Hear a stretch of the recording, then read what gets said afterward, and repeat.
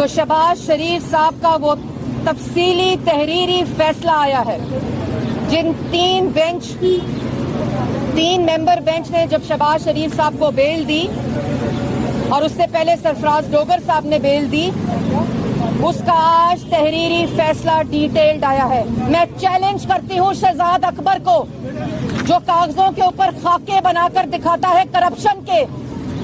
جو تصویریں لگا لگا کر میڈیا ٹرائل کرتا ہے، میں ان کو چیلنج کرتی ہوں کہ تحریری فیصلے کو ٹی وی پر آ کر پڑھیں، تحریری فیصلے کے اوپر پریس ٹاک کریں، تحریری فیصلے کو خود پی آئی ڈی میں بیٹھ کر پاکستان کی عوام کو دکھائیں۔ اور وہ فیصلہ کیا کہتا ہے؟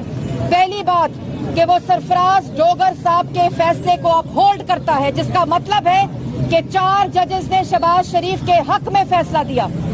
اور جو بیل ہے وہ 4 ججز کے آرڈر پہ آئی۔ اور اس فیصلے کے اندر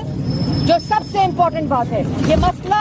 ای سی ایل کا نہیں ہے، یہ مسئلہ بلیک لسٹ کا نہیں ہے، یہ مسئلہ پی این آئی ایل جو لسٹ بنائی گئی ہے اس کا نہیں ہے۔ اصل مسئلہ یہ ہے کہ جو عدالتوں کے فیصلے میرٹ پر آ رہے ہیں، جو ان کی الزام تراشی کو، ان کے میڈیا ٹرائلز کو،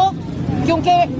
کاغذ کو لہرائے جاتے ہیں پی آئی ڈی میں لیکن ثبوت پیش کرنے ہوتے ہیں عدالتوں میں، جہاں سے یہ نیب کورٹ سے بھاگے، لاہور ہائی کورٹ سے بھاگے، سپریم کورٹ سے بھاگے، اور آج فیصلے میں لکھا ہوا ہے کہ شہباز شریف کرپشن کا ایک دھیلا یا مس یوز آف اتھارٹی یا اس عہدے کا ان کے خاندان کو فائدہ پہنچے۔ کرپشن کی ڈیفینیشن لکھی ہے فیصلے کے اندر، اور اس کرپشن کی ڈیفینیشن کو پھر جو الزامات لگائے ہیں نیب نے اس کے ساتھ کمپیئر کرتے ہوئے یہ لکھا گیا ہے کہ کسی قسم کی مس یوز آف اتھارٹی